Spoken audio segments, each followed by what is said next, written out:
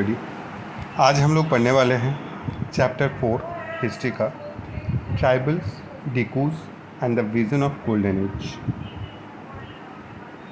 क्या क्या पढ़ने वाले हैं? सबसे पहले हम लोग को पढ़ना है इंट्रोडक्शन। इंट्रोडक्शन में ही स्टार्ट होता है एक आदमी का नाम से, जिसका नाम है बिरसा, जो कि छोटा नागपुर झारखंड में से बिलोंग करता है। और उनका जो पीपल था, उनके जो लोग थे, उनका विश्वास था कि बिरसा के पास कुछ मिराकुलस पावर्स था। वो डिजीज़ क्योर कर सकता था, वो ग्रेन को मल्टीप्लाई कर सकता था। एंड बिरसा अपने आप को डिक्लेयर भी किया था कि गॉड अपॉइंट किए हैं उनको दूसरे लोगों से, अपने लोगों को बचाने के लिए। बिरसा बेसिकली मुंडा फैमिली में उनका जन्म हुआ था। एंड उनका मेन जो फॉलोअर थे वो Santhals and Oraons. Santhals and Oraons were his main followers. और वो लोग बहुत ही अनहैप्पी थे with the changes. British rule का जो चेंजेस था, उनसे वो लोग बहुत ही अनहैप्पी थे। तो क्या क्या हम लोग पढ़ने वाले हैं इस चैप्टर में, सबसे फर्स्ट ये देख लेते हैं क्या क्या पढ़ने वाले हैं। How did tribal groups live, कैसे ट्राइबल रहते थे। झूम cultivators, hunters and gatherers, animal herders, settle cultivators, ये सब चीज़ें हम लोग पढ़ेंगे। नेक्स्ट पॉइंट में हम लोग पढ़ेंगे how did colonial rule affect the tribal lives. Tribal lives को कॉलोनियल रूल, ब्रिटिश रूल कैसे इफेक्ट किया था। What happen to tribal chiefs, tribal chiefs का क्या हुआ। What happen to the shifting cultivators, shifting cultivators जो थे उनका क्या हुआ, हम लोग पढ़ेंगे शिफ्टिंग कल्टिवेटर्स होता क्या है। Forest laws and their impact, forest laws और उसका इम्पैक्ट क्या हुआ उनके ऊपर। The problem with trade, trade के साथ क्या प्रॉब्लम हुआ। द सर्च फॉर वर्क, और काम, द सर्च फॉर वर्क, काम ढूंढने का जो सर्च था। अ closure look Birsa Munda, last point. सो चैप्टर में हम लोग जो जो पढ़ने वाले हैं उसको हम लोग डिस्कस कर चुके हैं। अभी आ जाते हैं कि how did tribal groups live. तो ट्राइबल ग्रुप्स कैसे रहते थे। By the 19th century, tribal people in different parts of India were involve in variety of activities. Tribal groups के पास बहुत सारे एक्टिविटीज़ था। क्या क्या एक्टिविटीज़ था ये हम लोग देखेंगे। सम वर झूम कल्टिवेटर्स, कुछ था झूम कल्टिवेटर्स। अब झूम कल्टिवेटर्स मतलब क्या है। झूम कल्टिवेटर्स को बोला जाता है शिफ्टिंग कल्टिवेटर्स। शिफ्टिंग कल्टिवेटर्स क्या करते हैं, वो लोग बेसिकली फॉरेस्ट के बीच में कोई भी एक स्मॉल पैच ऑफ लैंड को चूज़ करते हैं जहाँ पे उन्हें एग्रीकल्चर करना है। जो स्मॉल पैच ऑफ लैंड को वो लोग चूज़ करते हैं, वो लोग क्या करते हैं, ट्री टॉप्स को काट देते हैं। ट्री टॉप्स को काटते हैं, ग्राउंड को क्लियर करते हैं for cultivation. Burn the vegetation, पेड़ों को जला देते हैं, काटते हैं उसके बाद पेड़ों को जला देते हैं। और जलाने के बाद वो ऐश को वो लोग क्या करते हैं, ऐश को फैला देते हैं और एक सॉइल क्रिएट करते हैं, फर्टिलाइज करते हैं सॉइल को वही ऐश से। ठीक है ना।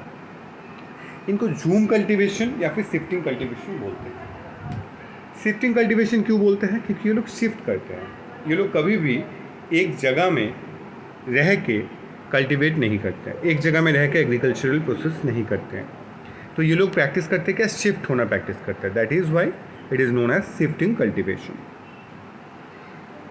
वो लोग शिफ्टिंग कल्टीवेशन में एक जगह से दूसरे जगह में जाते हैं। जब भी एक लैंड फर्टिलाइज और नहीं रहता है 2 साल 3 साल के बाद, तो वो लोग शिफ्ट हो जाते हैं दूसरे जगह में। ये लैंड को वो लोग छोड़ देते हैं कुछ सालों के लिए। ठीक है।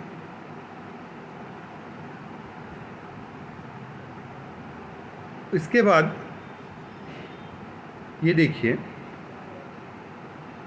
अ field that had been cultivated once was left fallow for several years. जो हो गया उसको फैलो छोड़ देते हैं, मतलब खाली छोड़ देते हैं। शिफ्टिंग कल्टिवेशन कहाँ पे मेनली पाया जाता है? In the hilly and forested tracts of north east and central India. North east और सेंट्रल इंडिया में शिफ्टिंग कल्टिवेटर्स मिलते हैं, ठीक है ना। इनका मेन सोर्स ऑफ लिवलीहुड यही है, और इनका free movement and ability to use land and forest. इनका मूवमेंट फ्री रहता है ऑलवेज, रोकने टोकने वाला कोई नहीं है, पूरा फॉरेस्ट इनका है। ये लोग कहीं भी जाते हैं, कहीं पे भी कल्टीवेशन करते हैं और कहीं से भी उठ जाते हैं, ठीक है। तो ये हो गया हम लोग का शिफ्टिंग कल्टीवेशन। क्या क्या पॉइंट्स देखे हम लोग शिफ्टिंग कल्टीवेशन में, देख लेते हैं एक बार। शिफ्टिंग कल्टीवेशन में हम लोग देखे कि कुछ ट्राइबल ग्रुप्स है जो लोग क्या करते हैं, कल्टीवेशन करने के लिए शिफ्ट होते हैं, राइट। वो लोग क्या करते हैं, शिफ्ट होके कल्टीवेट करते हैं। फॉरेस्ट का कोई एक जगह को चूज़ करते हैं, वहाँ पे वो लोग क्या करते हैं, ट्री टॉप को काट देते हैं ताकि सनलाइट आए। उसके बाद बर्न द वेजिटेशन, पूरा जला देते हैं जगह को, और ऐश को स्प्रेड करते हैं और सॉइल को प्रिपेयर करते हैं। कल्टीवेट हो गया कुछ सालों तक, उसके बाद छोड़ देते हैं और कुछ साल के बाद वो फैलो लैंड बना देते हैं और वो छोड़ के चले जाते हैं। बेसिकली हिली and forested tracts of north east and central India में वो लोग शिफ्टिंग कल्टीवेशन का प्रैक्टिस करते हैं। नेक्स्ट क्या आता है हम लोग का, समवेयर हंटर्स एंड गैदरर्स।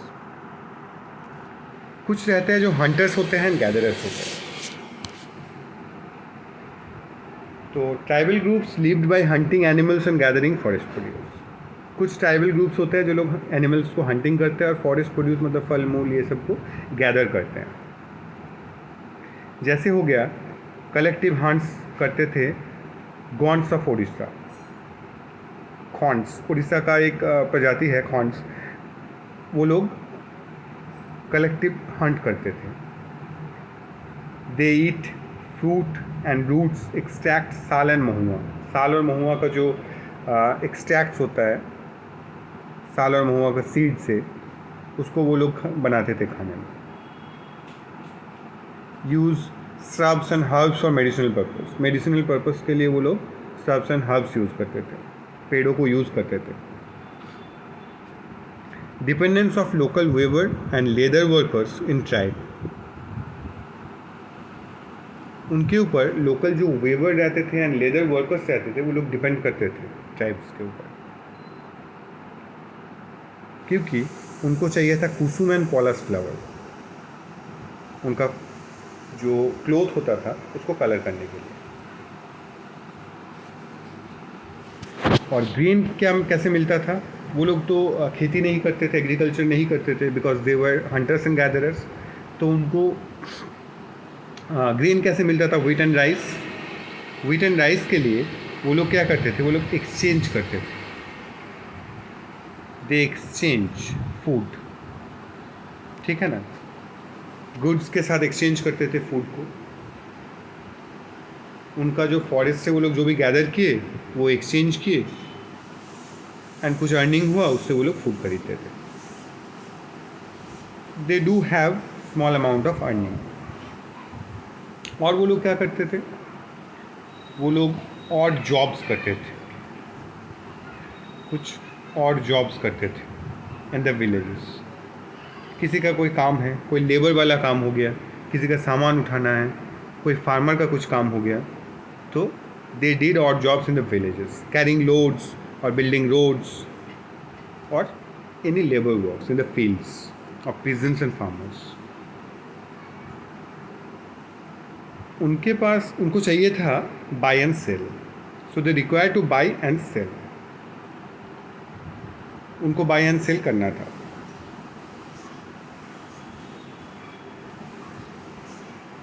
अब ये जो बाय एंड सेल करते थे, इसमें उनको अच्छा कीमत नहीं मिलता था। और trade basically dependence on traders and money lenders. जब ये लोग ट्रेड करते हैं तो basically they are dependent on traders and money lenders. Money lenders और ट्रेडर्स के ऊपर जब भी डिपेंडेंट होते हैं कोई भी ट्राइब, तो एक्सप्लॉयटेशन का डर रहता है और वो लोग को एक्सप्लॉइट किया जाता है। ट्रेडर्स क्या करते थे, उनके पास से कम दाम में सामान लिए और they sold the goods at higher prices. तो प्रॉफिट पूरा ट्रेडर्स खा जाता है उनका। मनी लेंडर्स क्या करते थे, एडवांसेस देते थे, लोन्स देते थे और हाई इंटरेस्ट में देते थे। तो डेट और पॉवर्टी में वो लोग डूब जाते थे। They came to see the money lenders and traders as outsiders and the cause to their misery. वो लोग मनी लेंडर्स और ट्रेडर्स को देखते थे आउटसाइडर के हिसाब से और उनका जो मिजरी का कॉज। ठीक है, तो क्या क्या देखे हम लोग यहाँ पे। Somewhere hunters and gatherers. Somewhere hunters and gatherers में हम लोग देखें कि ट्राइबल ग्रुप्स, कुछ ट्राइबल ग्रुप्स हैं जो लोग हंटिंग एंड गैदरिंग करते थे, hunting the animals and gathering forest products. जो लोग खेती बाड़ी नहीं करते थे, तो हंटिंग एंड गैदरिंग करते थे वो लोग खाते क्या थे, वो लोग बेसिकली फ्रूट्स खाते थे, फ्रूट्स गैदर करते थे। ठीक है, roots collected from the forest and cooked food with the extract of sal and mahua. साल और महुआ ये सब का जो सीड्स का एक्सट्रैक्ट होता था वो खाते थे। मेडिसिनल पर्पस के लिए वो फॉरेस्ट से मिलने वाला जो हर्ब्स एंड श्रब्स रहता है वो यूज़ करते थे। वो लोग क्या करते थे, फॉरेस्ट से ये जो सामान मिलता था इसको बेचते थे और व्हीट एंड राइस जो ग्रेन का उन लोग का कंजप्शन था वो इससे उन लोग को मिल जाता था और इनके ऊपर ही डिपेंडेंट था हम लोग का पॉलाश एंड कुसुम फ्लावर के लिए जो कलर करते थे क्लोथ्स में। तो local weaver and leather workers जो थे वो लोग डिपेंडेंट थे ये ट्राइब के ऊपर for the requirement of kusum and palash flower. ठीक, तो ये लोग एक्सचेंज करते थे और ये लोग कुछ छोटा मोटा अमाउंट का अर्निंग भी करते थे by the trading of the forest goods. अभी ये जो एक्सचेंज करते थे, ये एक्सचेंज में उन लोग को ऑलवेज प्रॉब्लम फेस होता था। क्यों प्रॉब्लम फेस होता था? क्योंकि ट्रेडर्स उनको कम पैसा देता था और ज़्यादा पैसे में वो बेचता था, तो प्रॉफिट इनका बहुत ही कम होता था, एक्सप्लॉयटेशन ज़्यादा होता था ट्राइब का। एंड सेकेंड चीज़ था मनी लैंडर्स। मनी लैंडर्स क्या करते थे, एडवांसेस लेते थे, उनको लोन्स देते थे, एडवांसेस देते थे, but charge a very high interest rate, बहुत ही हाई इंटरेस्ट रेट चार्ज करता था जो उनको डेट एंड पॉवर्टी में धकेल देता था। और इसी के लिए वो लोग मनी लेंडर्स और ये ट्रेडर्स को शो करते थे कि ये लोग आउटसाइडर हैं and the cause to their misery, और इनका ये जो दुख है इनका कॉज है। नेक्स्ट पॉइंट है सम हर्डेड एनिमल्स। बहुत सारे ऐसे ट्राइब थे जो एनिमल हाइडिंग एंड रियरिंग में काम करते थे, जो क्या करते थे अपने हर्ड को लेके मूव करते थे। कैटल रहता था या फिर शिप रहता था according to the seasons. They live as pastoralists. Pastoralists का मतलब क्या होता है, जो हर्ड्स को लेके, हर्ड्स ऑफ कैटल और शिप को लेके सीजन के हिसाब से मूव करता रहे। अब मूव क्यों करता है वो लोग, उनको पैस्टोरलिस्ट्स बोलते हैं। मूव क्यों करते हैं वो लोग, क्योंकि जहाँ पे उनको कैटल के लिए खाना मिलेगा वो लोग वहाँ पे जाते हैं। जहाँ पे बारिश हुआ, अच्छा ग्रास निकला है, घास अच्छा निकला है, वहाँ पे वो लोग चले जाते हैं, फिर दूसरा जगह में चले जाते हैं। ऐसे करके उनका मूवमेंट रहता है।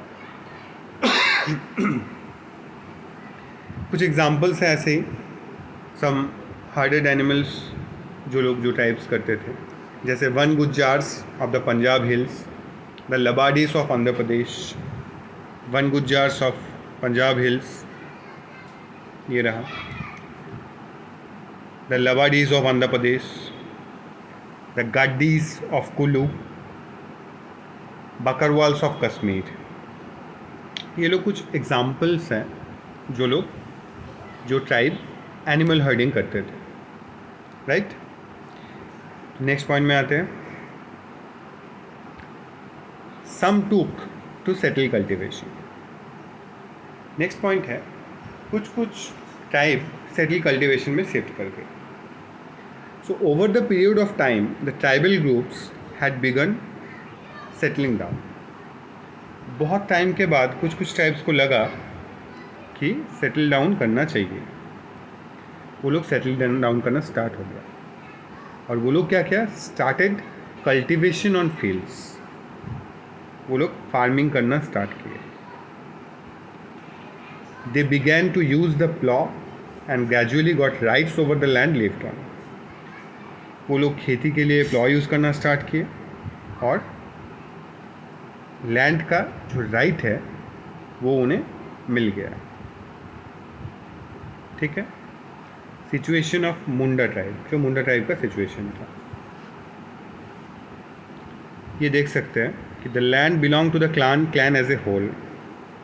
जो लैंड उनको था वो क्लैन के नाम पे था. और क्लैन एक सिस्टमेटिक वे में चलता था. उनका एक चीफ रहता था, चीफ का फॉलोअर्स रहते थे, सब मिलके ये चलता था. ब्रिटिश ऑफिशियल्स का परसेप्शन क्या था? ब्रिटिश ऑफिशियल्स का परसेप्शन था कि settled tribal groups like the Gonds and Santhals are more civilised than hunter gatherers और शिफ्टिंग कल्टिवेटर्स. जो गोंड और सांथाल्स थे, जो लोग कि सेटल्ड कल्टिवेटर्स थे, वो लोग ज़्यादा सिविलाइज्ड है किससे, गैदरर्स और शिफ्टिंग कल्टिवेटर्स से. Those who lived in the forests were considered to be wild and savage. They need to be civilized. तो वो लोग ब्रिटिश सोचते थे कि जो लोग फॉरेस्ट में रहते थे, जो लोग शिफ्टिंग कल्टिवेशन करते हैं, जो लोग सेटल नहीं हैं, वो लोग सिविलाइज नहीं हैं. जो Santhals and Gonds, they were the settle cultivators, so they are more civilise than them. ये ब्रिटिश का मानना था. ठीक है. अभी नेक्स्ट पॉइंट में आते हैं कि what happen to tribal chiefs. Tribal chiefs का हुआ क्या? What happen to tribal chiefs? Before British जो ट्राइबल चीफ्स थे, they were important. Tribal chiefs were important people British आने से पहले. बट ब्रिटिश आने के बाद power and function of tribal chiefs change considerably. Important थे पहले, बट ब्रिटिश आया, उनका पावर भी कम हो गया, उनका function of tribal chiefs change considerably. उनका पावर ख़त्म हो गया, बहुत जल्दी ख़त्म हो गया. ब्रिटिश आने से पहले उनके पास था economic power and had the right to administer and control their territories. और उनके पास कंट्रोल था अपना टेरिटरी का. बट ब्रिटिश आने के बाद सिर्फ वो लोग अपना लैंड का टाइटल को बचा सकते थे, उनके पास कोई कंट्रोल नहीं था. ब्रिटिश से पहले उनका खुद का पॉलिसीज था एंड लॉ था. वो लोग अपने लॉ में चलते थे, अपना पॉलिसीज अपने बनाते थे. बट ब्रिटिश के बाद law made by British officials were to be followed. British officials जो भी लॉ बनाएंगे उसी को फॉलो करना पड़ेगा. They lost the authority amongst their people and were function. ये था ब्रिटिश आने से पहले. ब्रिटिश आने के बाद उनका ऑथोरिटी चला गया. ब्रिटिश आने से पहले उनका ऑथोरिटी था. So they lost the authority they had earlier enjoyed amongst their people and were unable to fulfill their traditional function. तो क्या हुआ, जो ट्राइबल चीफ्स थे उनका, वो लोग अपना ऑथोरिटी खो दिए. जो पहले वो लोग एंजॉय करते थे, चीफ एंजॉय करता था और अपना उनके जो पीपल थे वो लोग एंजॉय करते थे. ट्रेडिशनल फंक्शन को अटेंड, फंक्शन को कैरी आउट करना, फुलफिल करना, ये सब करते थे, जो कि ब्रिटिश ने बंद कर दिया. तो क्या देखें हम लोग, ये पॉइंट है, what happen to tribal chiefs. Tribal chiefs का क्या हुआ? ट्राइबल चीफ्स का हम लोग दो तरह से देखे. एक देखे बिफोर ब्रिटिश और एक देखे अंडर ब्रिटिश रूल. ब्रिटिश के टाइम पे क्या हो रहा है और ब्रिटिश के टाइम पे पहले. ब्रिटिश के टाइम पे पहले क्या देखे कि tribal chiefs were important. Tribal chiefs important थे. और ब्रिटिश रूल में क्या देख रहे हैं कि power and function of tribal chiefs change considerably, उनका पावर बहुत ज़्यादा कम हो गया। बिफोर में क्या देख रहे हैं, ब्रिटिश आने से पहले इकोनॉमिक पावर था, right to administrator and control their territories, उनके टेरिटरी को कंट्रोल करने का पावर था चीफ्स के पास। बट ब्रिटिश आने के बाद कुछ नहीं बचा, सिर्फ लैंड टाइटल बच गया और कुछ नहीं। उनका ब्रिटिश आने से पहले पॉलिसी और लॉ क्रिएट कर सकते थे अपने सोसाइटी में, बट ब्रिटिश आने के बाद ब्रिटिश ऑफिशियल्स जो लॉ बनाएंगे उसी को फॉलो करना है। तो basically they lost the authority they had earlier enjoyed amongst their people and they were unable to fulfil their traditional function. ये हम लोग देखें कि वो लोग अपना ऑथोरिटी को लॉस्ट कर गए, राइट। अभी नेक्स्ट पॉइंट में आते हैं, what happen to the shifting cultivators. Shifting cultivators को क्या हुआ? ब्रिटिश, नेक्स्ट हम लोग का पॉइंट था what happen to the shifting cultivators. Shifting cultivators का क्या हुआ? तो British wanted tribal groups to settle down and become peasant cultivators. British को लगा कि जो ट्राइबल ग्रुप्स है, जो लोग शिफ्टिंग कल्टिवेशन करते हैं, उनको सेटल डाउन करना है।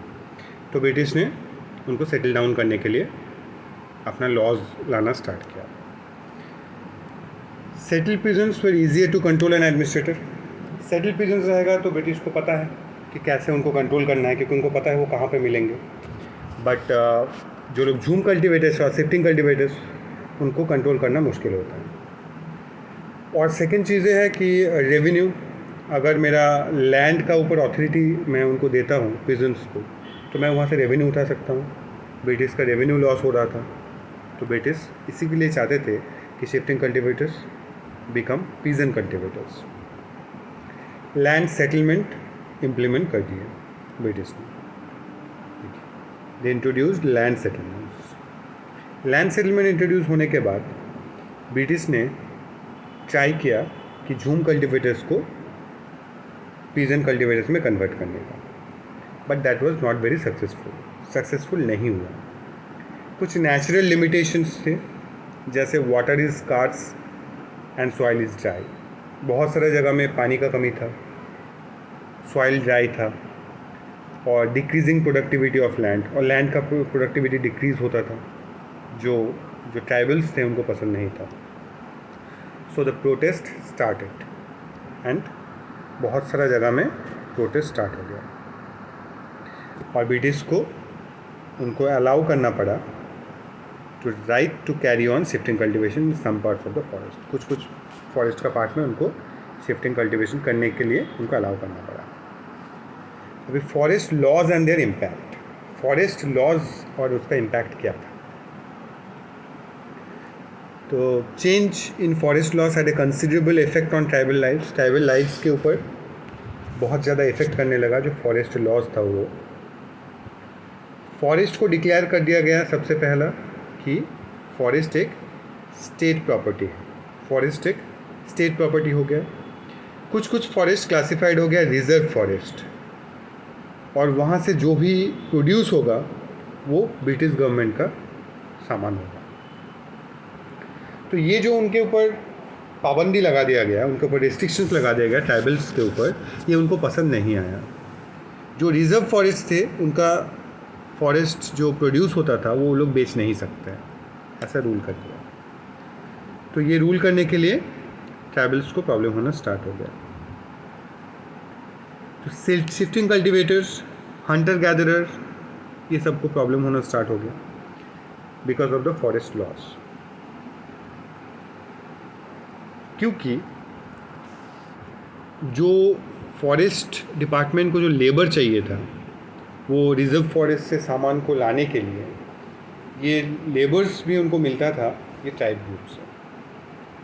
तो ये भी एक प्रॉब्लम हो गया कि उनको लेबर नहीं मिलेगा, क्योंकि जो शिफ्टिंग कल्टिवेटर्स है, जो हंटर एंड गैदरर्स है, वो लोग को फॉरेस्ट लॉज पसंद नहीं है, दे प्रोटेस्टेड। रेलवे के लिए जो स्लीपर्स लगता है, वो स्लीपर्स के लिए जो लॉग्स ज़रूरी है स्लीपर्स बनाने के लिए, वो लॉग्स का ट्रांसपोर्टेशन में काम आते थे लेबर्स, वो लेबर्स चाहिए था उनको। तो ये सब प्रॉब्लम के लिए ब्रिटिश गवर्नमेंट क्या किया, ब्रिटिश गवर्नमेंट ने एक सोल्यूशन निकाला। क्या सोल्यूशन निकाला कि छोटा छोटा patch of land was given to jhum cultivators. जो शिफ्टिंग कल्टिवेटर्स थे उनको छोटा छोटा पैच ऑफ लैंड दे दिया, और रिटर्न में क्या क्या उनको बोला कि विलेजेस में जो लेबर चाहिए होगा फॉरेस्ट डिपार्टमेंट को, वो आपको देना पड़ेगा। आप लोग को लेबर के हिसाब से आना पड़ेगा और आपको ये छोटा छोटा करके लैंड दे दिया। तो फॉरेस्ट डिपार्टमेंट को फॉरेस्ट विलेज इस्टेब्लिश कर दिया फॉर चीप लेबर्स मिलने के लिए।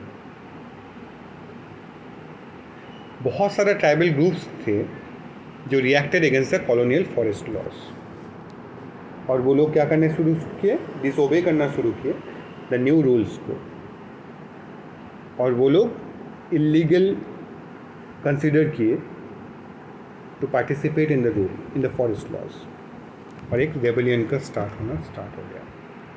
सो क्या पढ़े हम लोग यहाँ इस पॉइंट में, forest laws and their impact. क्या देखें हम लोग फॉरेस्ट लॉज में, हम लोग देख रहे हैं कि फॉरेस्ट जो लॉज ब्रिटिश ने इम्प्लीमेंट किया वो ट्राइबल लाइफ्स में बहुत ज़्यादा चेंजेस लाए, right.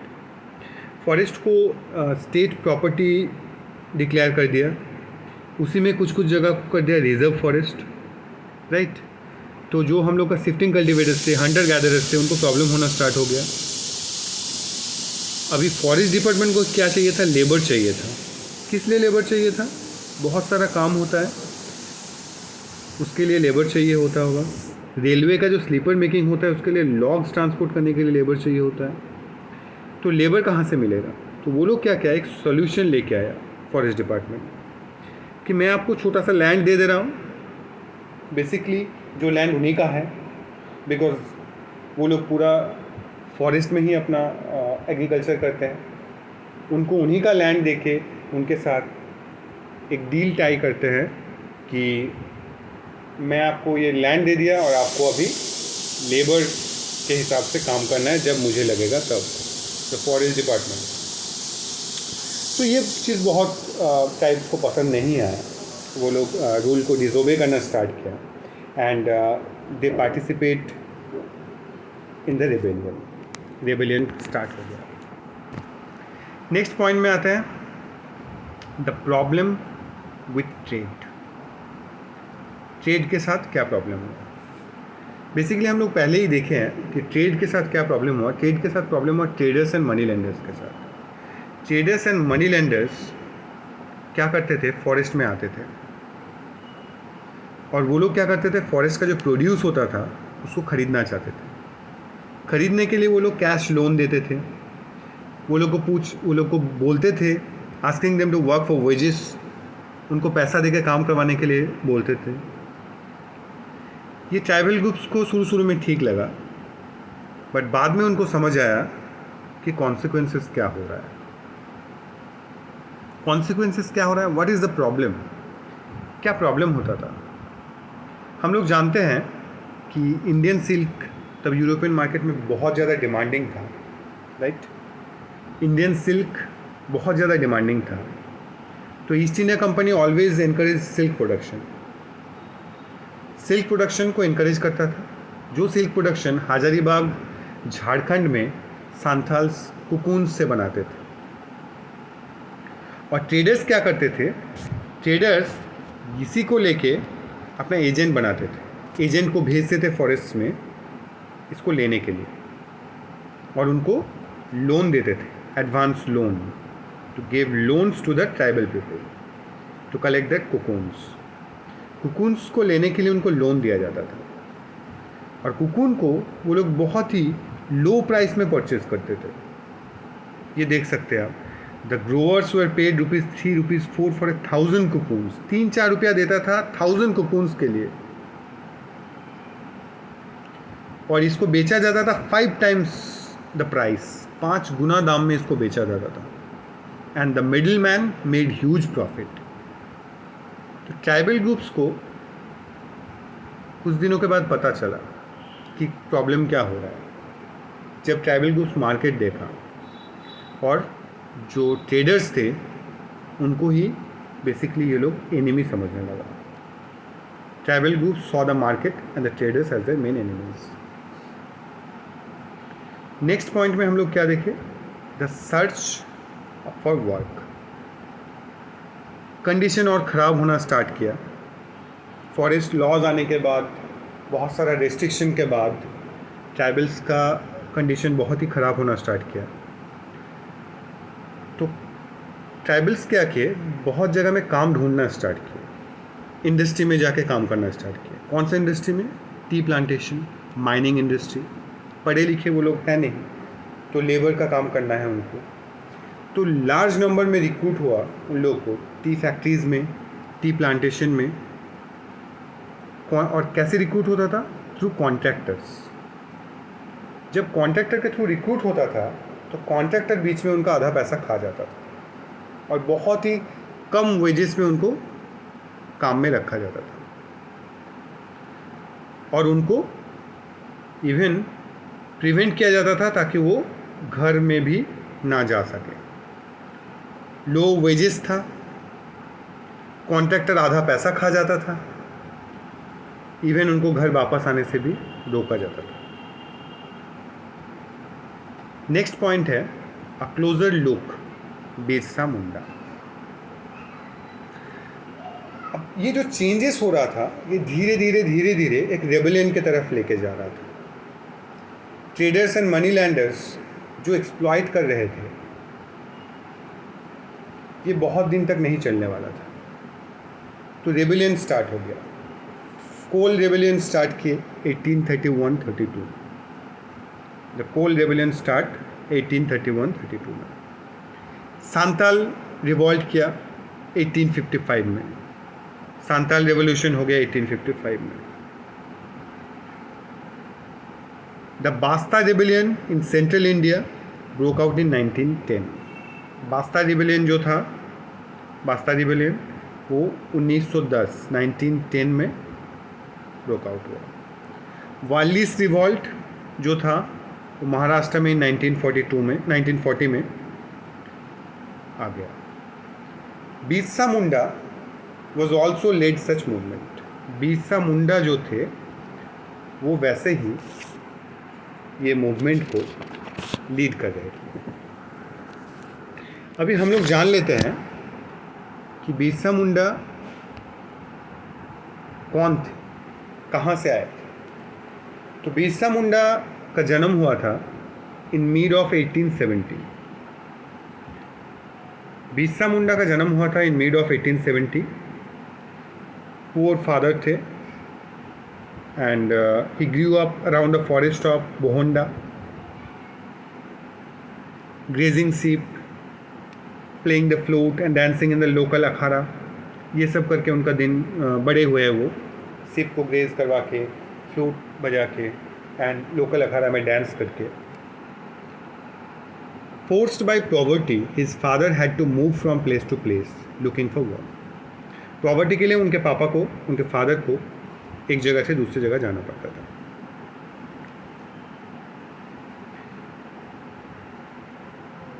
They talk of a golden age when the Mundas had been free of the operation of Dikus.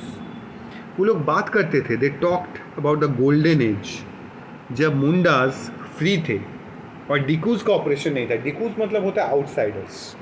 जो ब्रिटिश थे, जो ट्रेडर्स थे, जो मनी लेंडर्स थे, they were all dikus for them, they were outsiders.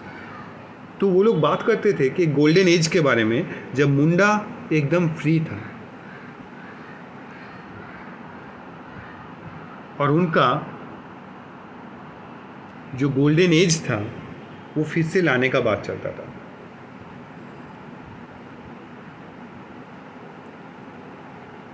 Birsa Munda basically religion से बहुत influenced हुए थे. लोकल मिशनरी स्कूल से, वैष्णव टीचर्स से उनका बहुत इन्फ्लुएंस था. उनका मेन एम था रिफॉर्म करने के लिए सोसाइटी को. उनको पता था कि सोसाइटी को कैसे रिफॉर्म करना है, कैसे स्ट्रॉन्ग बनाना है मुंडा सोसाइटी को. तो उन्होंने कुछ चीज़ें रिफॉर्म के लिए बोले थे। मुंडास को बोले थे give up drinking liquor, drinking को छोड़ने के लिए बोले थे, विलेजेस को क्लीन करने के लिए बोले थे, and stop believing in witchcraft and sorcery, और जादू टोना ये सब में विश्वास नहीं करने के लिए बोले थे। Birsa also turn against missionary and Hindu landlords. Birsa missionary और हिंदू लैंडलॉर्ड्स के अगेंस्ट में भी रेबल किए। In 1895 Birsa urged his followers to recover their glorious past, Satyayug, the age of truth.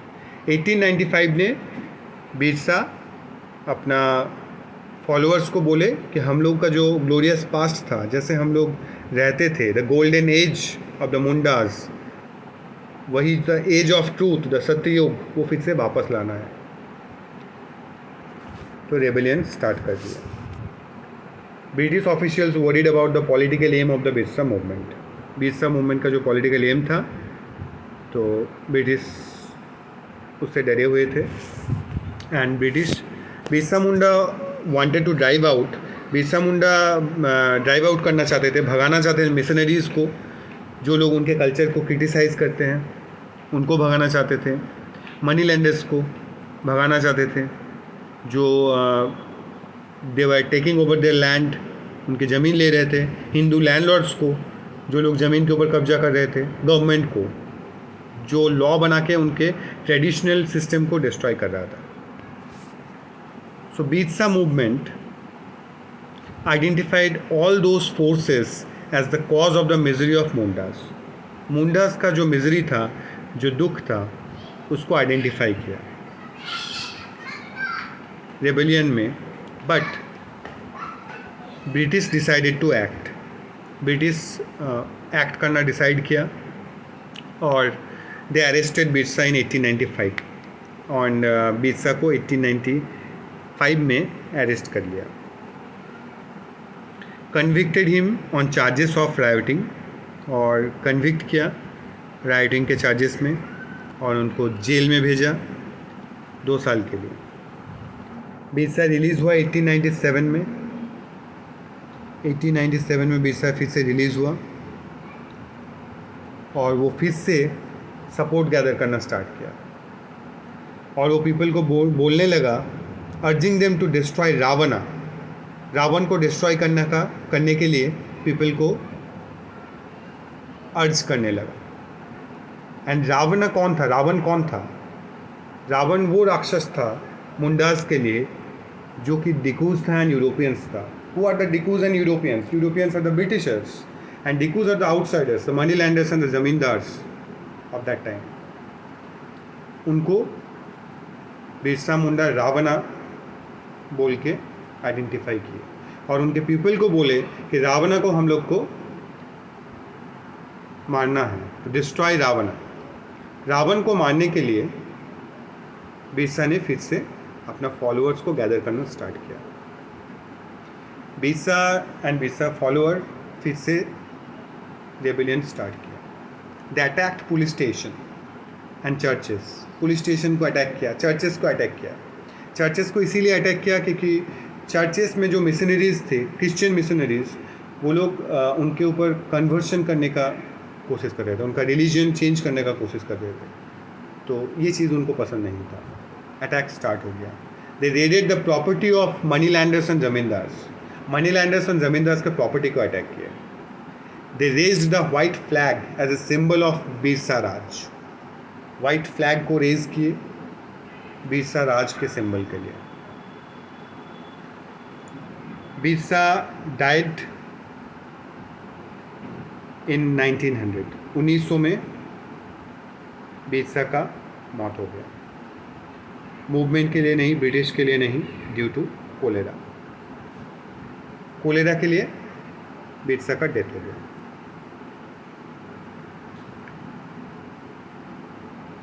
ये क्या क्या, ये जो बिरसा मूवमेंट है, इसका इफेक्ट क्या हुआ?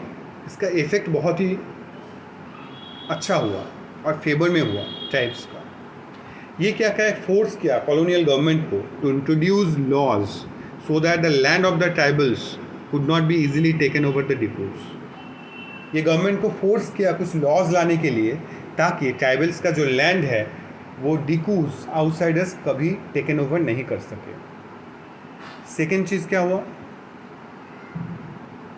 ये शो किया पीपल को कि tribals had the capacity to protest against injustice and express their anger against colonial rule. ये उनको दिखा दिया गवर्नमेंट को कि ट्राइबल पीपल का भी कैपेसिटी है कि वो लोग भी रेबेलियन कर सकते हैं। तो क्या क्या पढ़े हम लोग, बेसिकली एक बार रिवाइज कर लेते हैं, यहीं पे हम लोग का चैप्टर ख़त्म हो जाता है। एक बार रिवाइज कर लेते हैं कि क्या क्या पढ़े शुरू से हम लोग, राइट। शुरू से हम लोग क्या पढ़े, शुरू से हम लोग देखे कि इंट्रोडक्शन क्या था हम लोग का। इंट्रोडक्शन था कि बिरसा एक जनजाति, एक मुंडा टाइप से बिलोंग करने वाला, जो अपने आप को गॉड का एक अपॉइंटी बताता है, और सब लोग मानते भी हैं उनके ट्राइब्स में कि ही हैज़ मिरेकुलस पावर। उसके बाद क्या देखें कि there are some cultivators, tribal groups जो थे उसमें कुछ अलग अलग टाइप के ग्रुप थे। कुछ झूम कल्टिवेटर्स थे, जो लोग घूम घूम के कल्टिवेशन करते थे एक जगह से दूसरे जगह। जो लोग क्या करते थे, फॉरेस्ट में कल्टिवेट किए, ट्री टॉप को काट दिए, वेजिटेशन को जला दिए, ऐश को बिखेर दिए, अपना फील्ड तैयार किए, कल्टिवेट किए 2 साल 3 साल, और ज़मीन और फर्टाइल नहीं रहा तो छोड़ के चले गए। Cultivated once was left fallow for several years, बहुत सालों के लिए वो लोग फैलो छोड़ देते थे। नेक्स्ट हम लोग क्या देखें, सम वर हंटर्स एंड गैदरर्स। कुछ है हंटर्स एंड गैदरर्स, जो हंट करते थे, गैदर करते थे फॉरेस्ट प्रोड्यूस को, साल और महुआ को बीज से एक्सट्रैक्ट करते थे, फूड कुक करते थे, और ग्रेन्स व्हीट एंड राइस के लिए वो लोग क्या करते थे, बेचते थे फूड फॉरेस्ट प्रोड्यूस को बाहर बाज़ार में, और अपना गेन्स खरीदते थे। और ये गेन्स खरीदते मतलब ट्रेडिंग करते थे। ट्रेडिंग करते करते उनको पता चला कि उनको लूटा जा रहा है। वो बाज़ार में जो ट्रेडर्स को बेचते थे वो बहुत ही कम दाम में उनसे ख़रीद लेते थे फॉरेस्ट प्रोड्यूस, एंड ज़्यादा दाम में बेचते थे। मनी लैंडर्स थे जो उनको हाई इंटरेस्ट रेट में लोन देता था। उसके बाद हम लोग देखे सम हर्डेड एनिमल्स। कुछ एनिमल था जो, कुछ टाइप था जो एनिमल्स को हर्ड करते थे घूम घूम के। कुछ ट्राइबल ग्रुप्स थे जो हम लोग कुछ एग्जांपल्स भी देखे, Gaddis of Kullu, Bakarwals of Kashmir, Labadis of Andhra Pradesh, Van Gujjars of the Punjab hills. ये लोग कुछ हर्डेड ट्राइब्स थे जो एनिमल्स को हर्ड करते थे घूम घूम के। नेक्स्ट हम लोग क्या देखे, कुछ कि सम टुक सेटल कल्टिवेशन, कुछ सेटल कल्टिवेशन में चले गए। कुछ टाइप्स घूम घूम के करते थे, कुछ टाइम सेटल में कन्वर्ट हो गए। वो लोग अपना पूरा क्लैन के लिए एक ज़मीन रखते थे, किसी का सिंगल ज़मीन नहीं होता था, पूरा क्लैन का ज़मीन रहता था। एक चीफ रहता था जो पूरा एडमिनिस्ट्रेटर करता था, जिसका पूरा पावर था, and the chief makes the laws, और कुछ फॉलोअर्स रहते थे। उसके बाद हम लोग देखें कि how did colonial rule effect tribal lives, कैसे ट्राइबल लाइव्स को इफेक्ट किया कॉलोनियल रूल। चीफ्स का क्या हुआ, चीफ्स का पावर क्या हो गया, चीफ्स का पावर ख़त्म हो गया। उससे पहले हम लोग देखते थे कि चीफ्स क्या था, चीफ्स बहुत पावरफुल था, they were important, they have the economic power, right to administrate the colonial territories, they had their own policies and laws. ये सब चला गया उनके पास से। उसके बाद क्या देखें, what happen to the shifting cultivators. Shifting cultivators को क्या हुआ, शिफ्टिंग कल्टिवेटर्स को देखे कि ब्रिटिश ने जोर ज़बरदस्ती सेटल डाउन करना स्टार्ट करवाया, जो कि प्रॉब्लम स्टार्ट हो गया, क्योंकि ज़मीन का प्रॉब्लम था, वाटर इज स्कार्स था, सॉइल इज ड्राई था, प्रोडक्टिविटी लो था, तो प्रोटेस्ट स्टार्ट हो गया। फॉरेस्ट लॉज इम्प्लीमेंट कर दिया ब्रिटिश ने। फॉरेस्ट लॉज में क्या था कि फॉरेस्ट लॉज में था कि प्रॉपर्टी ब्रिटिश का है, स्टेट का है, कुछ फॉरेस्ट तो रिज़र्व फॉरेस्ट के हिसाब से बना दिए। तो जो रिज़र्व फॉरेस्ट के हिसाब से बना दिए वहाँ से फॉरेस्ट प्रोड्यूस भी आप नहीं ले सकते हो, जो कि ट्राइबल्स को अच्छा नहीं लगा। ट्राइबल्स प्रोटेस्ट करना स्टार्ट किए, दे डिसोबे करना स्टार्ट किए न्यू रूल्स को, एंड ये जो रूल्स था, ये जो लॉज था, ये वो लोग मानने से इनकार कर दिए, एंड रेवोलेंस स्टार्ट हुआ।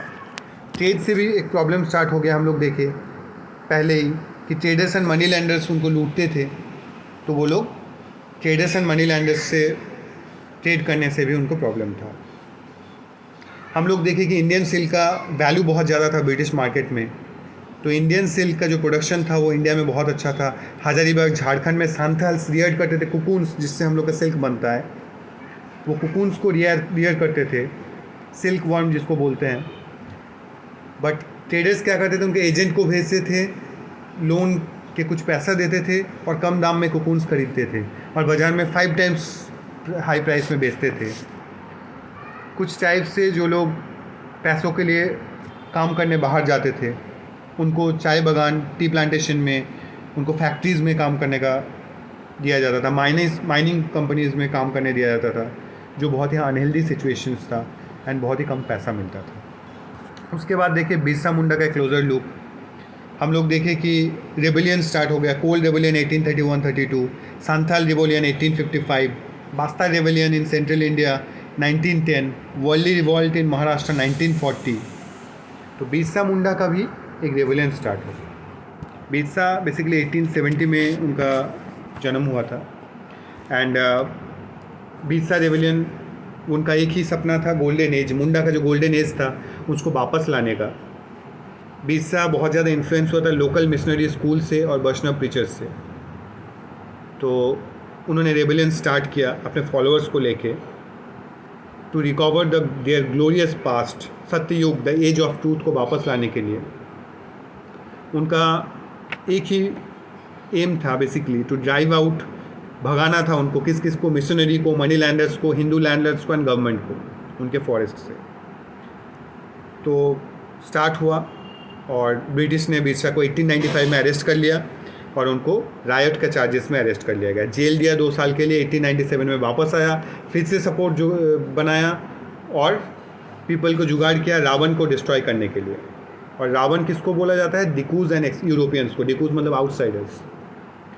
बिरसा ने स्टार्ट किया, बिरसा ने अटैक करना स्टार्ट कर दिया पुलिस स्टेशन को, चर्चेस को and the property of money landers and zamindars को।